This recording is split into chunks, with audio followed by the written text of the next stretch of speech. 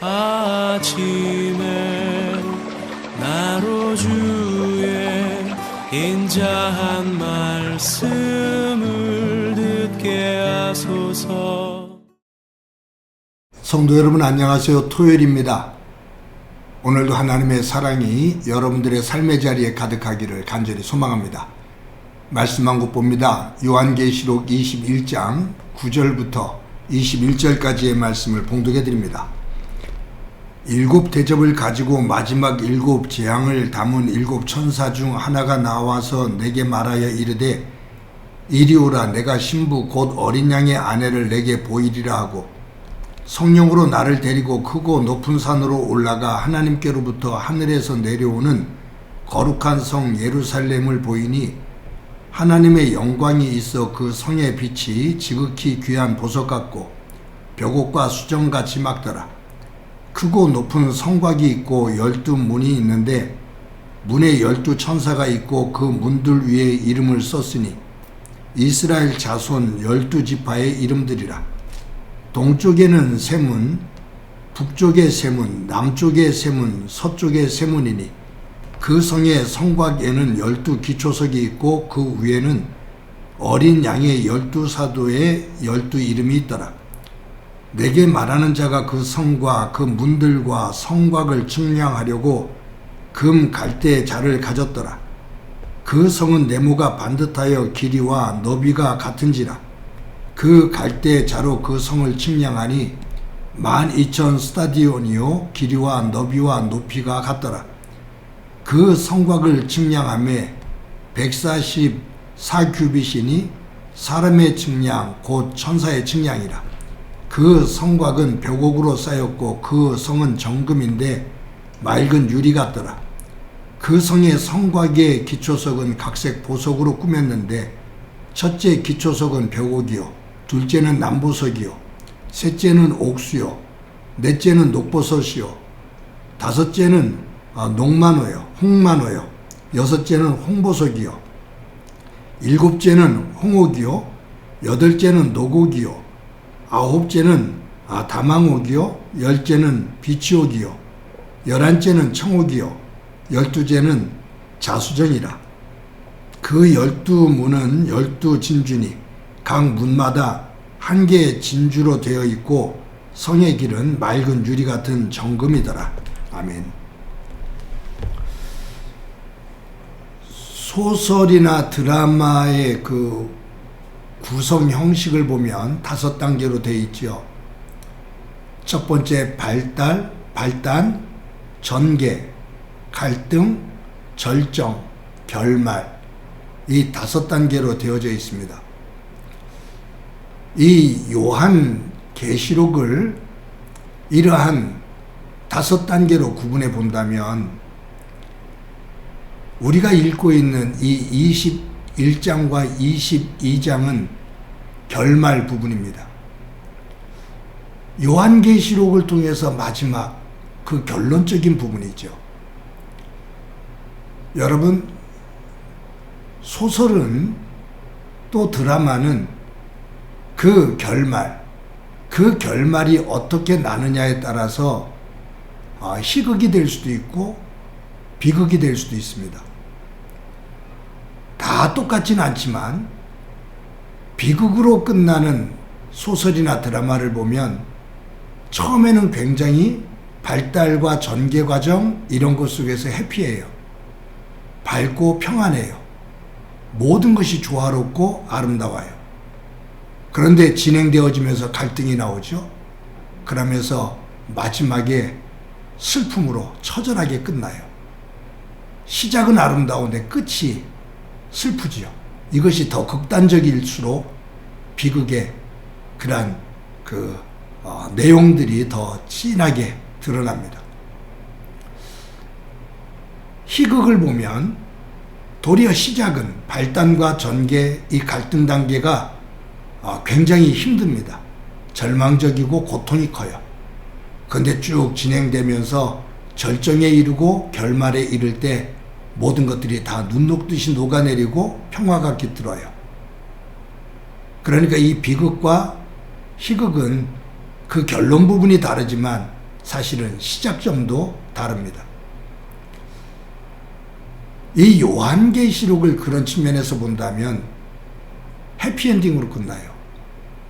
정말로 희극 중에 희극이 될 수가 있죠. 그런데 이 요한계시록의 결말, 이 해피엔딩, 이것은 정말로 해피엔딩이 되는 것이 아니라 해피함, 그 즐거움을 가지고 다시 하나님의 영원한 나라가 시작이 되어지는 거예요. 일반 희극은 기쁨으로, 행복으로, 그것으로 마침표를 찍지요. 그런데 이 요한계시록은 행복으로, 기쁨으로 마침표를 찍는 것이 아니라 그 이후에 하나님의 나라의 그 영원성, 영원함, 이 1장으로 또 다른 1장으로 넘어가는 그러한 부분이다 라고 볼 수가 있습니다. 여러분, 여기에 오늘 본문 가운데 구절을 보면 어린 양의 아내라는 표현이 나와요. 지금 이 21장, 22장을 보면 우리에게 믿음의 궁극적인 목표를 보여주거든요. 하나님의 나라. 우리의 믿음의 결국은 하나님 나라에 있다, 그 말이에요. 그러면서 이제 이 하나님 나라를 묘사하고 있는데 어린 양의 아내, 어린 양의 아내에게 보여줘요. 여기에 이렇게 기록되어 있죠. 7 대접을 가지고 마지막 7 재앙을 담은 7 천사 중 하나가 나와서 내게 말하여 이르되 이리 올라오라. 내가 신부 곧 어린 양의 아내를 내게 보이리라 하고. 그러니까 이 요한계시록을 쓴 사도 요한을 천사가 불러서 말하기를 내가 신부 곧 어린 양의 아내를 너에게 보여주마 라고 말해요. 그리고 성령으로 이 요한을 크고 높은 산으로 데리고 올라가요. 그때 하늘로부터 거룩하고 거룩한 성 예루살렘이 내려오는 것이 보입니다.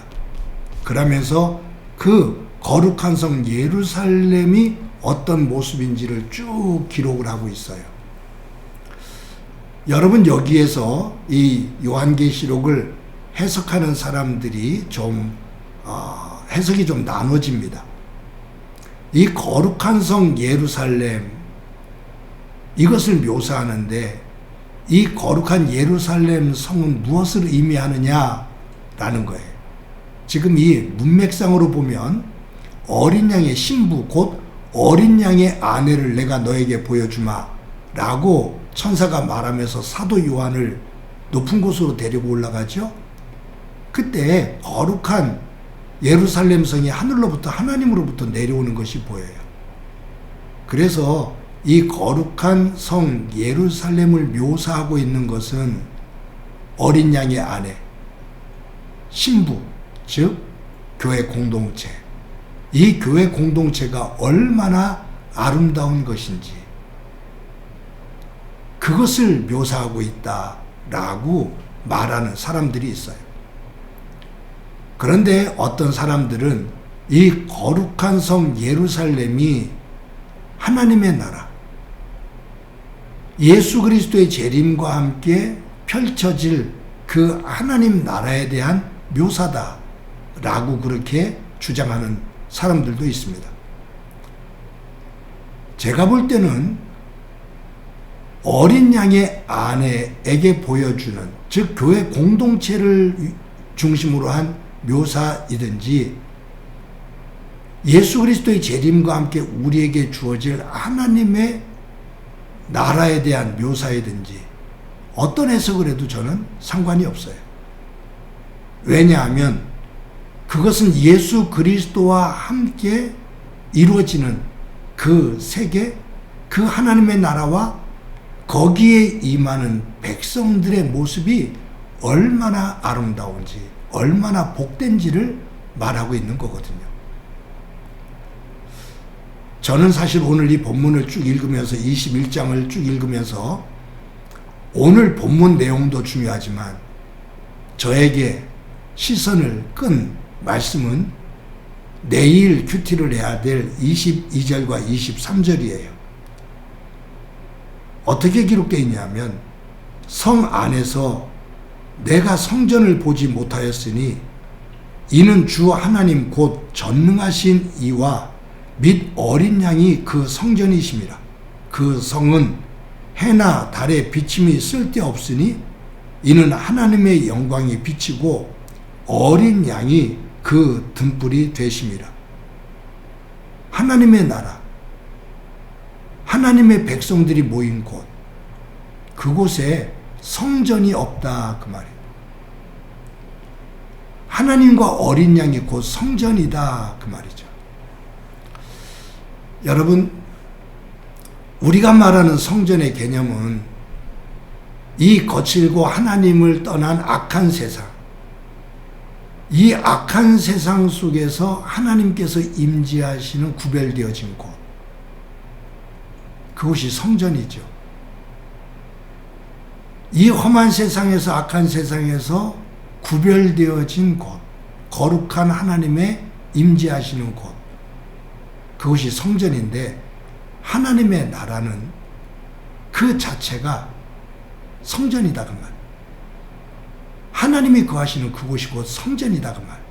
그곳에는 하나님이 따로 거하시는 구별되어진 장소가 없다. 즉 이 말은 하나님의 통치입니다. 하나님의 빛, 하나님의 해와 달, 그것이 그 해와 달이 아무 쓸모가 없는, 왜? 하나님의 영광이 비치는 곳이기 때문이다 그 말이에요. 사랑하는 성도 여러분, 저와 여러분들의 믿음의 모습이 예수 그리스도의 오심을 사모하면서 오늘 본문에 나오는 이 아름다운 모습으로 세워지고 다듬어지는 은혜가 있기를 소망하고, 성전 그 자체가 되시는 하나님, 그 하나님께서 통치하시는 그 하나님의 나라를 궁극적으로 사모하며 그 나라 백성으로 오늘도 서고 또 앞으로도 세워지는 그 날을 사모하며 살아나가는 소중한 한날이 되어지기를 주님의 이름으로 간절히 축원합니다. 한번 기도합니다. 하나님 감사합니다. 우리가 믿음 안에서 마지막까지 소망해야 될 하나님의 나라, 그 나라에 대해서 우리에게 말씀하고 계신데, 그 나라가 곧 하나님의 성전, 하나님이 거하시는 곳이 되어짐을 믿습니다. 그 말씀에 이어 오늘도 내가 사는 삶의 자리가 하나님께서 임하시는 성전이 될 수 있도록 은총 베풀어 주옵소서. 오늘도 동행해 주시리라 믿고 예수님의 이름으로 기도드립니다. 아멘.